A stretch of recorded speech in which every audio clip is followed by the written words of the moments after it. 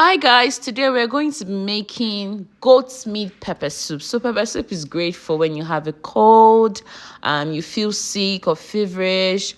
For some pregnant women who are having nausea, pepper soup is light, it's full of herbs and spices that are good to heal the body.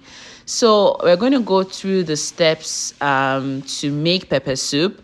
You're going to follow us step by step. You can also take screenshots. Take it to your local market, your African market, to get the ingredients. We're going to start with the African nutmeg. It's also called calabash nutmeg, I believe. Once you take a screenshot and show someone in the African store, they will know. You're going to blend those with these black seeds. So we're blending the African nutmeg with these black seeds. There are the red seeds I'm going to show in a bit. We're going to blend the three of them. Now, this black stalk, what we're going to do is hit it with something hard. So you can use something hard, anything in the kitchen. You want to take out the seeds and you want to wash this. So the seeds you're going to throw away. You're not going to use the seeds. You're going to wash this black stalk, and it will be one of the first ingredients you put into your soup. Now, once we clean the black stalk, we're going to make our dry and wet blend. So like I said in the beginning, the dry blend involves the African nutmeg, the black seeds we showed in the beginning, and red seeds. Now, when we're done making the dry blend, we are going to start making the wet blend. So yeah, I'm showing again the African nutmeg. I'm about to put that in my dry blender and blend it all together. This makes up the entire pepper soup. So these are the third seeds that we're going to blend. Without the African nutmeg, you are not making pepper soup. Like, there is no aroma, there is nothing that makes this African pepper soup. So the wet blend is habanero pepper, onions, and bell pepper. In the dry blend, we are going to add Cameroon pepper. Remember, it is pepper soup. We want it to heat. It has to heat up the body. So pepper. We have habanero pepper in the wet mix and Cameroon pepper or dry red peppers in the dry mix. Now, once we are done blending these, the wet blend is the first thing we are going to add to our freshly washed goat meat.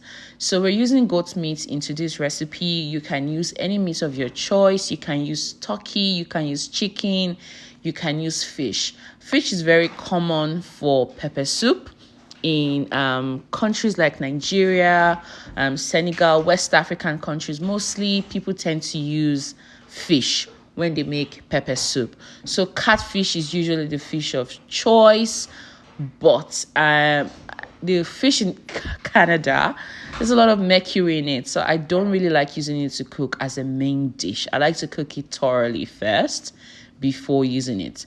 Now, our freshly washed goat meat is here. We are going to pour our wet blend onto that and put it on the stove to boil. Now, this is going to be the first step in the actual cooking process.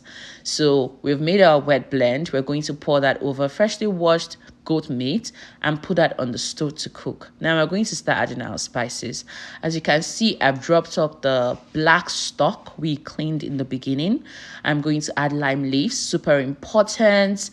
Back home, we would use scent leaves, but I can't really find fresh scent leaves here.